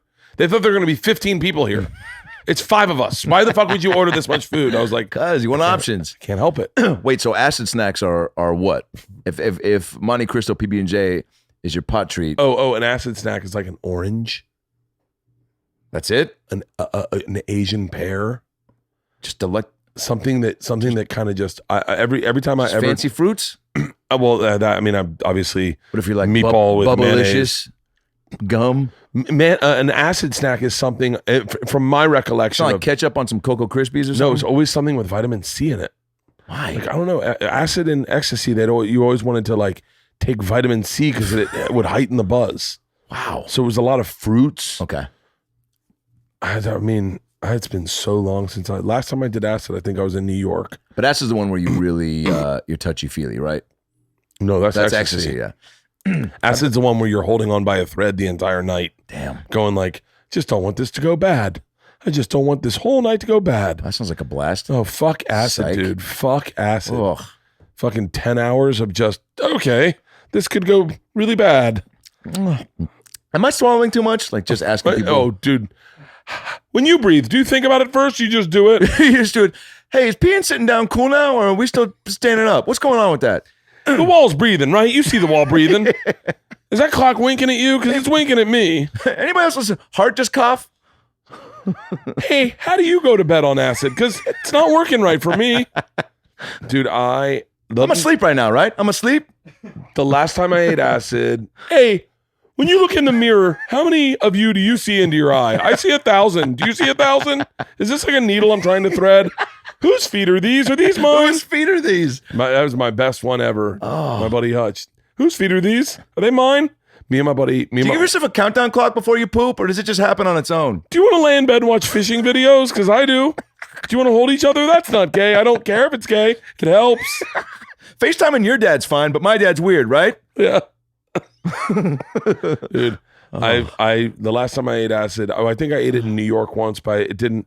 I was drunk, and it was just I just liked the sunrise, and it was no real. I think it was half a tab, and it was the last time I think. But then the time before that was spring weekend. Me and another buddy got dosed, and he ended up standing in the tub. I ended up looking in the mirror, and we laid in bed and watched fishing videos all night. Fuck. And then people just fishing. People fishing like is that exhilarating? Bill Dance. Just no, it was calming. It was like all right, we got a little one. Okay, hey, there we got him. We got him. Yeah. All right. Soothing narration to go alongside. Real it. soothing. And now they talk about like casting it out, and then they're just waiting. So then they're just doing like commentary on like what kind of fish they hope pops up. Yeah. Well, I got that old boy down in Dothan. He's got a good boat, doesn't he? All right. Are you talking about Bill? Yeah, I'm talking about Bill. Yeah, now Bill's got a good boat, but that's his daddy's boat. Now, and it's just mindless conversation. It's like baseball commentators. They're filling the gap with just stories that, are about other stuff in that world, right? Yeah, guys with cool boats, guys that caught big fish. I wish I caught a fish that big. There's something about those type of old men. Yeah. Those white old men. That you want to be those guys. Until they say something like, yeah, man, guess what? The bigger the boat, the stronger the fish, and the more fun you're going to have. Now, speaking of which, fun, we got to get those black kids off our street. And you're like, okay, well, this took a turn, right? Dude, you cannot let... Or is there no racism in the old fishing? No. I'm sure there is. Yeah. You cannot allow a 90-year-old man to speak anymore in public. Oh, no. We're done with that, right? I was at an event. Let him drive. Ladies and gentlemen, I'd like to bring up ... He was in World War II. One of the men to storm the beaches of Normandy. Oh, God. Let's bring him up on stage. Yeah. Let's get ready to cut his mic. Comes up. Get ready to cut his mic, especially if he's had a couple cocktails. Get ready. Back when I was a kid, none of this women's reproductive. When I was a kid, they knew how to. You lived in your neighborhoods. You weren't in, and you're just like, okay. You cannot let a 90-year-old man speak in public. You couldn't sit down over there, and you couldn't wash your hands in here. A man was a man. A woman was a woman. None of this newfangled. Dude, you cannot let an old man speak. There was one the other night it was completely innocuous. This was like 2 nights ago at my daughter's softball. Guy was 96 years old. Chilling in the stands. And they're like, we're going to give him an award. He buys all the snacks for the girls, comes every softball game. Gotta love that guy. But he's great. Wait, he's just a guy that buys snacks? Grandfather of the coach. Okay, grandfather of the coach. He was just like an honorary, lovable old guy that's like, you want some more jujubes? And No. He's tied to the team. He was totally innocuous, but it was funny just a little bit of like, you could see like it perk up the super liberals. Like they go, let's give him a round of applause. And he was like, oh, I don't need a round of applause. I just need a hug from every little girl in here. Yikes. Easy Joe Biden. And they're all like 18 to 15, but they all love him. Oh, okay, but great. Yeah, but you definitely could see how some progressive liberal would be like, no, they don't have to hug you if they don't want to. Oh, God. Don't you dare assume that because I'm a woman and you're a man, you get a hug. Jesus. But you could feel that, but it didn't happen. All the little girls went up, gave him a big hug. Good, because they're dope, because they're progressive millennials. And then he was like, just to give you a heads up, I spent $5,000 on sodas this season, so have a good one, ladies. Dude, just dropped the mic. He was great. He was great. $5,000 on soda. Remember all that Diet Fresca you sucked down? Yeah. 94 years old and on it, man. Also, if you're 94, hug whoever the fuck you like. And also reciprocate at 94. Like you got to an age, like you stuck it out. You know what's crazy? Go ahead. I heard someone say that someone said that like comics in New York would come up and give you a kiss on the cheek to say hi. And this female comic was livid. She goes, you don't have the right to kiss me on the cheek. And then the comic's like, you know what's crazy is I have friends in Florida girls that kiss me on the lips when I see them. Because that's how Cubans are. It's like they'll kiss you on the lips. With tongue. And my daughter saw it. I went home and my daughter's with me. I run into one of my friends and she just comes up and gives me a kiss on the lips. And my daughter's like, are you going to tell mom about that? Dear diary, what's happening? And I was like, honey, that's how people say, like, you got to be comfortable with how different people say hi. You can't just be some stone cold bitch and be like, now if somebody comes up just, hey, good to see you, Bert. Like, honey, this is how you say hi in a strip club. This is what you do in a strip club is it's skin on skin. Come on. It's over the pants. Talking to old people is truly a lost art. And the perspective, last time I was in Vegas at the bar, the Tropicana, and this dude was down there, 90. And we just started chumming it up, right? He asked me what I was doing there, and we started getting into it. And he goes, how old are you? I was like, 36. And he goes, man, live it up. He goes, I remember when I was 36. He goes, I actually worked here at the Trop. I was a pool boy. I used to see just the most gorgeous ladies, pay a couple of them to come upstairs, scissor each other. I'm like, I think you're getting the wrong idea about what I'm doing at 36, but I appreciate the shout out. And then he's like, soak it up, man. He's like, because one day you just wake up and all of a sudden, boom, you're 98. I was like, I thought you said you were 90. He's like, who knows? I said, Jesus Christ. But he was just so fucking, he told the dirtiest stories, man. And it was like, but he kept harping on, he's like, soak it up, man. Do all the crazy shit you want to do. Like, he's like, he's like, I feel, he got up, he started dancing around. He's like, I'm 90. I was like, I feel like I'm 40. I was like, fucking, you're literally you're going to fall every time you stand up. You're definitely at least 88, in that body. But he just was so like, and I was at the right amount of buzz to get a little like, a little too introspective about like, wow, yeah, no, I gotta soak it up, because he was just like, one day you're gonna wake up and you'll be 90. And I was like, God, I hope not. Like now I'm thinking like maybe that, but there are people too that just, like one of my best friends is a huge tech guy, and he's one of those guys that's on the precipice of always like what's new that's coming out. And he showed me this video one night. He's also a little bit of a lazy pothead, but he's one of those guys that like, it's like nothing matters. Like you gotta just fucking do what you want to do. He showed me this video on YouTube, which by the way, when he brought it up, he's like, do you want to see something crazy? I'm like, I don't know, man. You are the guy that showed me 2 Girls, 1 Cup. So I'm a little trepidatious about your follow-up video.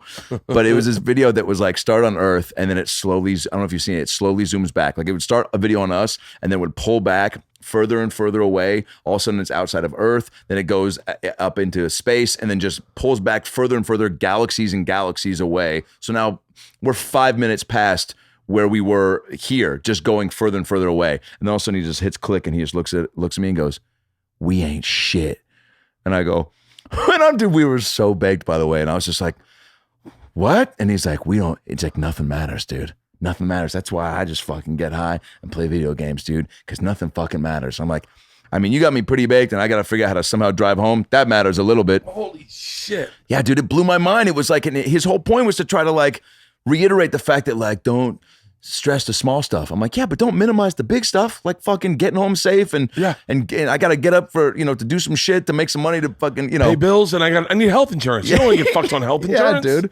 But it was like, I don't know. I like to, sometimes too much perspective is like, I don't know, like that was, I can't get that fucking thing out of my head. And like, it was just so, like, first of all, it was, enlightening because I'm like, dude, I did not know there were that many fucking galaxies. When I was 25, I didn't know obviously I was written up in Rolling Stone magazine. I didn't know that article was going to come out. I didn't know. So I went to. Nobody hit you up and was like, "Yo, get ready for your life to change." I had no idea that I'd be in it. I thought they were going to do an article about Florida State. So I went to DC to interview at my uncle's lobbying firm. He had a lobbying firm in DC. And I met with this man. I think I know his name, but I can't remember it totally. Yeah. But I think I know who it is because I met the guy a bunch. And I just went around from like all the heads of the different departments of my uncle's firm and just met with them and kind of to figure out what I wanted to do and kind of like see if I get a job there or whatever. Yeah. And one of the guys said to me, I was 25 years old and 25. Yeah. 25 years old. And he goes, I'm 52 today. I said, yeah. And he goes, I'm very, very wealthy. And I'd give half of all the money I have in my savings to be 25 for 1 week. And I went, really? And he goes, yeah. So my advice to you is walk out of here and do not get a job here and go live your life. I said, really? He goes, every man in here that you'll talk to would give all their money to be 25 once again. You're not going to be able to get this again. Go live your life. He goes, go to fucking Europe. I'd already been to Europe. He's like, go to Europe, go to Chicago, go to New York, go to go to the new IKEA in Glendale. He's like, buy a chair, put it together. Go live your life. All I remember thinking was, I want to run a fishing charter out of Key West. Like I was like, that was your first thought. I was like, I want to run a fishing charter out of Key West. I was also going to Key West the next day. The next day I was flying to Key West for spring break. So I get done. I go back to my uncle's place. My uncle's gone. My uncle had one of the tables that was in one of the ships to land on Plymouth Rock. He had one of the tables that was in the captain's my uncle was a very wealthy man, right? No way. Still is a very wealthy man. He had one of the tables that was in the captain's galley. It was 3 planks. How much that's got? I mean, I'm not a history buff. Millions. Right? Yeah. It was in his anything wine cellar. tied to Plymouth Rock, I feel like you could have. I mean, Plymouth Rock and Fraggle Rock are two of the most famous rocks we've got. He was part of the group of people that started lobbying. The idea of being a lobbyist, he started this. Back in like the 70s, late 70s. Just so cashing in residual checks. And so he represented China. In what? In the world. Like when they had a problem, they called my uncle going like, hey man, we're getting bad press about this Tiananmen Square bullshit. Help me out. So like. By the way, that's verbatim what they said. And by the way, I don't really know what he did technically. Sure. Because I never really listened. All I know is he was a lobbyist and he was like, he had pictures of him with Clinton, he had pictures of him with every president. In his office. If you got some Mayflower paraphernalia and photos with Clinton, Cosby, whoever, people were like, dude, this guy's doing some cool ass shit. I don't need to know about it all. Dude. But I just need to soak it all up. I went down to his wine. He had a full-blown wine cellar, like bigger than this That's room. good money. I want a wine cellar. I feel like that's, a pool, a wine cellar, a trampoline. I went down there. He's out of town. His wife's out of town. They had a maid and like a butler, and they come down and bring Also me cool. dinner at this table. I'm sitting at this table. I pull out a list and I write down the 20 jobs I wouldn't mind having, like lighthouse watchman, to live with them and Just in general. Like I all I could think was I'm 25. What's something I want to do that would be fun as fuck? Gotcha. That isn't like I don't want to be a lobbyist. I don't even know anything about being a lobbyist. But what I'll do is I remember thinking get a lobbyist job at 25. I'll work it until I'm 32, and then I'll get an opportunity to be like I was like I don't what? Yeah. I was like work a ski lift in Aspen. And I kept going to comedian. I was like I would definitely love to be a comedian, but I wouldn't write it on the list because I didn't want to like say like what I really wanted. I was trying to think of things that were attainable. Wow. And I drank a bottle, probably a couple bottles of wine at this table, thinking of all the thoughts. Like when I get to America, what do I want to do? Like all the lists that were made there. This is so fucking amazing. I fly to Tampa to get a connecting flight to Key West, and my dad has the pictures Rolling Stone's going to use, and I have to sign off on them, and they're all me. And my dad's like, buddy, I think this article is about you. He's like, I think this is going to change your life. Like, I think this might be a big deal. And I was like, whoa. Talked to the journalist, and he was like, yeah, I think you're going to like it, man. I think you're going to really like it. And my mind was like opened up of like all the possibilities. And I was like, fuck being a lobbyist. I'm going to party hard as fuck. I'm the party animal in my head. And then April 1st, that article came out. That was spring break. That must have been mid-May. I don't know when spring break is, mid-March. Yeah. April 1st. It's marked on your calendar every year. April 1st, that article came out, changed my life. But I remember I keep thinking, like, and you're talking about talking to old men. If you're 25, listen to this right now, dude. And you're in a lighthouse watching the fucking waves crash, fucking jump out of that thing. Dude, make by sure the way, into a parachute. I did a little bit of research. There's a lot of lighthouses you can work at. I'm being dead serious. So excited. There's a lot of things. They make good money? No, but you get free living, right? You get solitude. No one fucks with you. You get a great view. Yeah, you don't have to run. No one. They don't even use lighthouses anymore. They don't. But they need someone to upkeep them. Dude, there's lighthouses in Michigan. There's lighthouses in Seattle. There's lighthouses everywhere. Probably not in Seattle, but Washington State. That's fuck you money, by the way. If you're just like, yeah, we got people that clean up the lighthouse. We're never there. But dude, I stayed at a lighthouse in Maine one night. So there's actually rooms? Because I picture a lighthouse from Pete's Dragon. Remember in Pete's Dragon, with that tall, and the woman, she sang a song. You mean my favorite? We gotta build a sail right here. We gotta build a sail right here. Yeah, dude. We gotta build a sail right here. Wait, what are the other songs? Right, a dragon. A dragon. I swear I saw a dragon. A big fucking dragon man. That's not the way. Yeah. He's a cartoon, but maybe he's real. I'm Buddy Hackett, right? Was that? What was There was another one. There was a one like that was really like a where they paint. What was the song when they paint? Can we pull it up? God, see if you can find Pete's Dragon. It had a nice like banjo-y like bing bing like what the fuck was it? That whole soundtrack's incredible. Dude, it is a great fucking movie. I watched that 1,000,000 times as a kid. Couldn't watch the remake. I was like, get that shit out of my face. Bring back the original my kid. My kids couldn't watch it. They were like, this is a little scary, Dad. Wasn't there a song that had like a weird, like how Mary Poppins had supercalifragilisticexpialidocious? If you could. Wasn't there if you could what? I'm trying to think. Okay. Are you going to eat me? Oh, that's great. Nobody knows. Something fuck the dragon song. Reverie? It was a weird word. You know what I'm saying? That might be it. No. Fuck, it was weird. You know what I'm saying? Can you? I know we can't. Oh, this is the new. Is this the? No, this is the new one. No, original. Motion. Yeah, dude. So no wonder we didn't recognize play one of them. This is Leonard Cohen's Pete track. This is the original. A dragon. I swear, I saw a dragon. That shit. I must have just.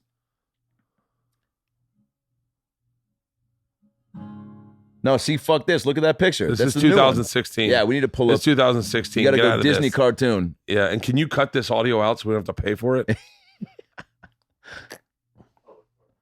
All right. I'll find it. Watch this.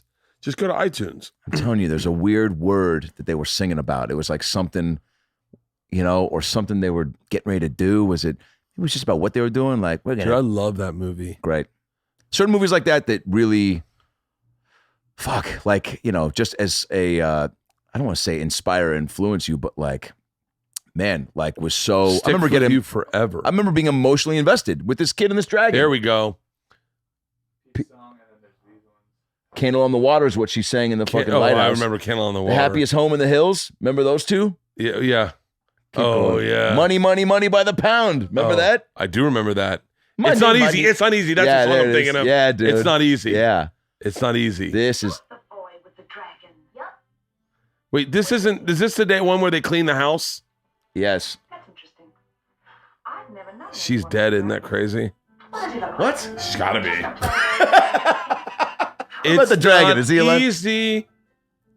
He has the Head of a bramble, neck of a corral. It sounds rather strange. I want to do this in my stand-up. My wife has the head of a cattle. It's not easy. Yeah, this is like the kid now being like, It's not easy. pubic in hairs and I love him.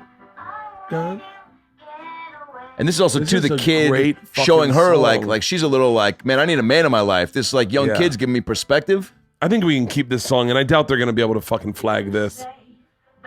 She's got a beautiful voice. Yeah, dude. Of a crocodile. So this is when he's like, yo, I met this fucking dragon. And she's like, bullshit, sing about it to me. Yeah. Yes.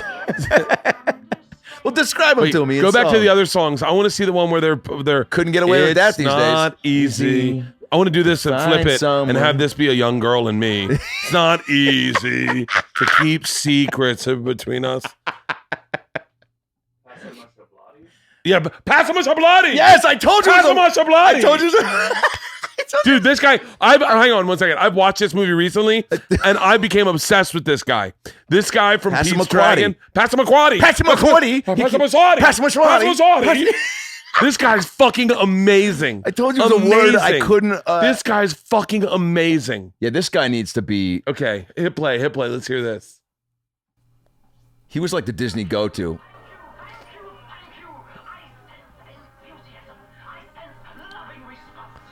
Dude, look at his sidekick. It's my home, away from home. I've been bringing cures from Pilgrim Heights to Provincetown. I mean, Rabbit fever down, dude, making fun of rabbits. down to gastritis, mumps or bronchitis, bites and burns and blue abrasions. Got a pill for all occasions. I don't think they have anyone that could do this anymore. No, man. This, I let you slow it down. I took your blood for losing weight and now I'm a bum. Whoa. More to you to love. This guy's amazing. Buttermilk, flu is under firm control. I love this guy. Also, what a sweet time when these guys would just roll into your town with like new products and they're like, you know, I feel like that's what we do as stand-ups. we're like, I'll be in drink Passamaquoddy next weekend. This is where it gets it is. good. My hair was gray, it's like you would turn into pink. And that color, it's so becoming. What a great actor that guy was. Yeah, that guy got a SAG card for that. Passamaquoddy. Listen, This is where it does it. specialties are audiology, mycology, cellology, termitology, embryology, psychology, zoology, and any other ology you can think of. My friend, you're not giving me a chance. I brought all these medicines back from Paris, France. Where's that? Shamed be he who thinks evil of it. And that's what the medical business is all about, folks. God damn it, man. Dude, This meant The ori- so much to me. God, Stokes, what have we here? Oh, doctor. All I'm asking for is a miracle. All he wants is a miracle, folks. How can I deny him? If he's willing to pay for it, he's gonna get it any price. $1, sir. I mean, just like old barbecue sauce. Dude, What's the I've fate of Googled this guy and his career. And? Did He- it take off after this? It had to No, have. I think this was it. Shut up. Here, I'll I tell feel him. like this is his, what's the Daniel Day-Lewis? My left foot, my 2 feet. What is it? My 2 left feet? No, No. it's not my 2 left feet. My left foot. My 2 left feet. It's a dancing movie. My 2 left feet. Daniel Day-Lewis in I'll tell you My what 2 this left guy- feet. I'll tell you. Daniel Day-Lewis in It's Tough to Buy Shoes. Daniel Day-Lewis and My friends, you've seen a miracle, and you'll I mean, just going to these small towns, being like, yo, you dumb fucks, I got some truth serum for you. They're just forking up their cash. This guy's name was Jim Backus, I think. Yeah.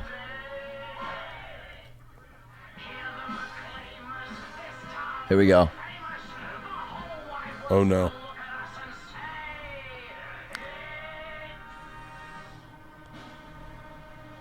Forgets the name. Oh, What's boy. the name of his place? He's like, come on, where are you? No?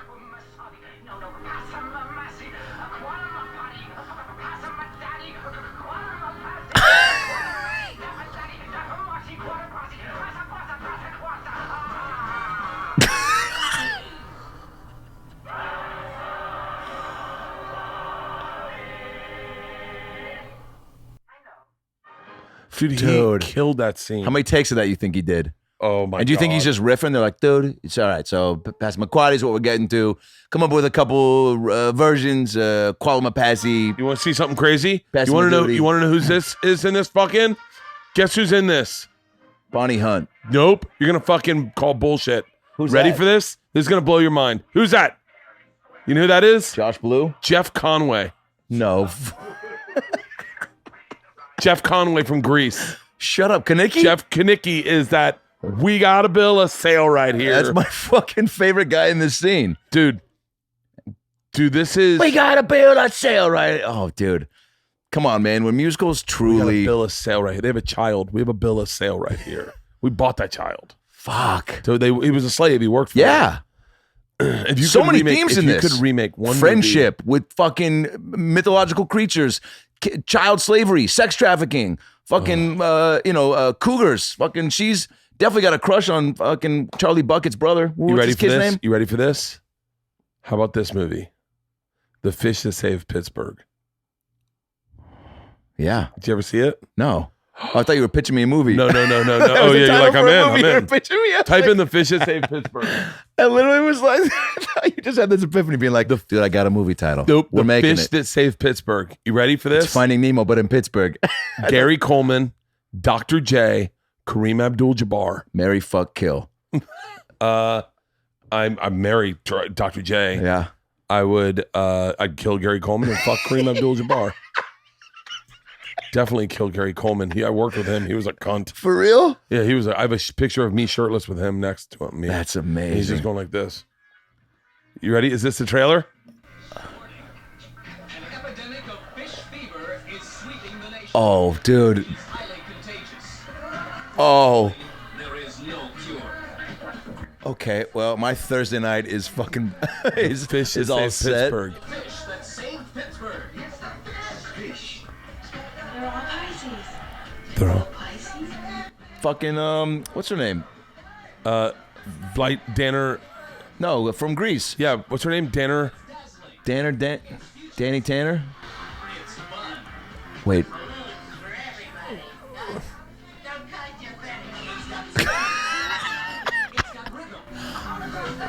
Look at how they're selling this. It's a new sensation. Gary Coleman. And a secret weapon. Music.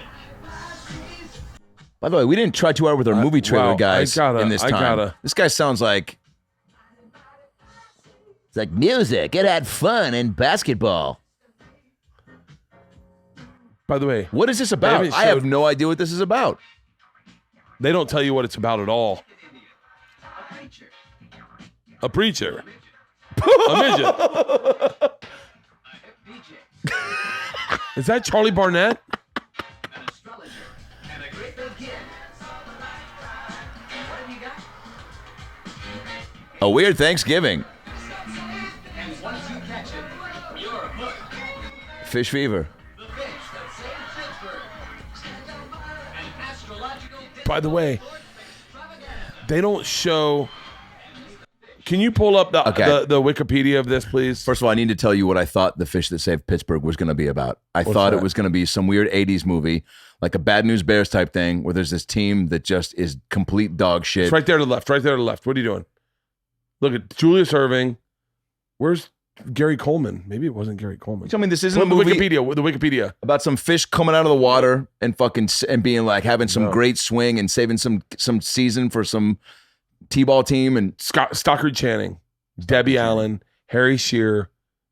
Okay, the plot. Will you read the plot? I'm a bad reader out loud. The Fish That Saved Pittsburgh tells a story of a struggling professional basketball team, the Pittsburgh Pythons, whose continuous losing streak and lack of talent has made them the laughingstock of Pittsburgh. Several players asked to be transferred to other teams, partly due to the bad publicity and the presence of the difficult but highly paid star player Moses Guthrie, played by Dr. J. Believing that the team needs a miracle, ball boy, water boy, Tyrone Millman, James Bond III, and it turns to astrology to improve the team's fortunes.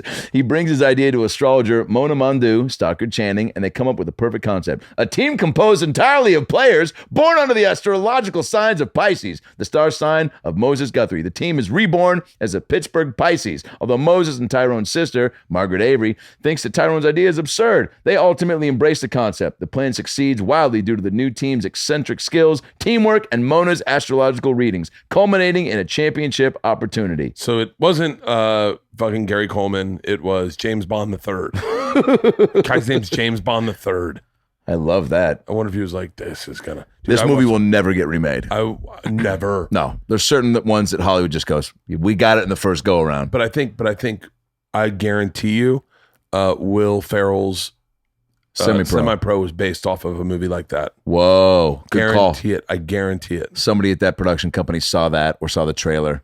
Yeah. By the way, can't say that anymore. What do you get when you take a preacher, a guy that works at a jewelry store, a midget? Just a preacher, a midget, can't do that. A homosexual,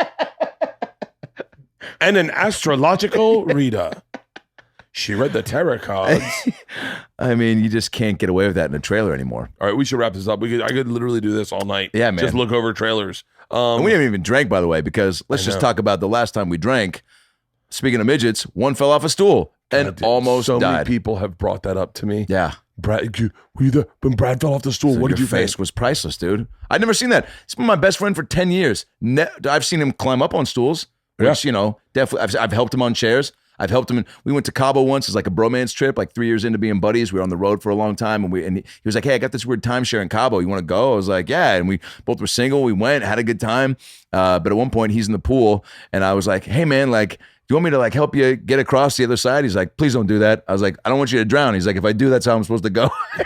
He was so Please proud. don't do that. Please don't do that. And he swam across to like this other side and like met girls for us and whatever. It was like throwing a football into the middle of a pack on the beach. Dude, him ice skating is still the funniest thing I've ever seen in my entire life. But him also falling off that stool is like us jumping out of a treehouse. Like that was a big fucking... no joke. That's like us falling off a ladder. But I'd never seen that. We sat courtside at a Laker game once. He won these tickets to a charity thing, and we get these drinks, and we have him down our seat, and all of a sudden he puts a drink in between his feet. I'm sitting there next to him, right? We're just getting ready for the game, just order our food. I'm just like, God, I can't believe we're courtside. All of a sudden he just puts a drink down here, just goes, and catches it, and I go, what the fuck was that? And he goes, you don't know I could do that? I go, I've never seen you do that. He goes, what am I supposed to get off my chair and reach down and get it? He goes, there's certain things you just like teach yourself to adjust. And he like would just put a drink in between his feet and toss it to himself and catch it in one toss. Dude, I saw a guy at the Mirage the other day that had no arms, and he was on his phone with his feet. And I was like literally just sitting on a couch, feet up, going through his shit. I was like, with his toes scrolling through text. I was like, motherfucker. By the way, if he was scrolling through Tinder and just like denying people, like how bad do those girls feel? How bad do you feel if you got swipe left with a toe? Swipe left. Swipe arms. He's like, if I had arms, I wouldn't even want to wrap them around you. Do they have a Tinder for disabled people? Great question, dude. If they don't, buy that URL, launch that app, sign me up. Just disabled people. Yeah. They got one for farmers. They got one for Jews. They got one for blacks. Do they have one for black people? They have black people meet. And well, it's not Black Tinder, but it's Tinder. Did you not hear that joke, Carlson? Why aren't you laughing? I'm trying to find Oh, man. That's good. Tinder. That's how we end this podcast, everybody. Check out Brad and About Last Night podcast. About Last Night podcast. My album just dropped. It's called Read the Room. I've taped at the Punchline in San Fran, which apparently is fucking.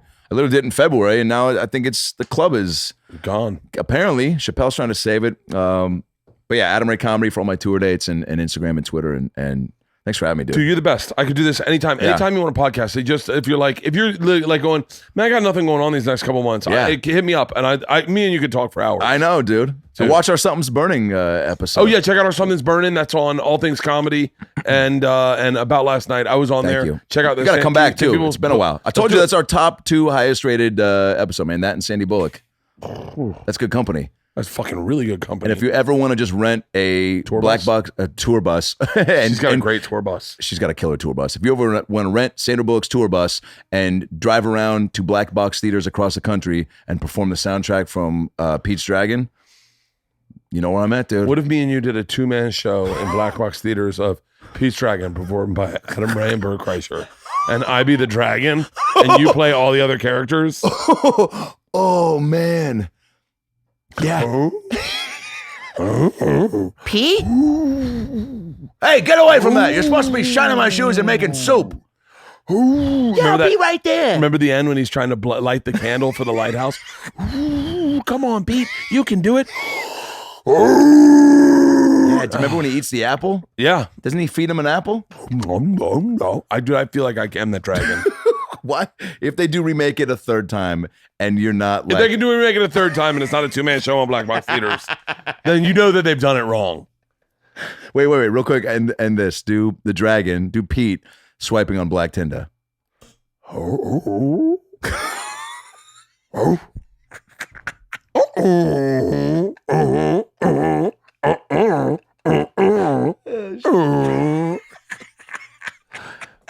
I would love to get called out for that. Bert Kreischer's racist. He did a dragon swiping in Tinder. Fuck. I love you, man. I love you too, man. Thanks, Thanks, you. buddy.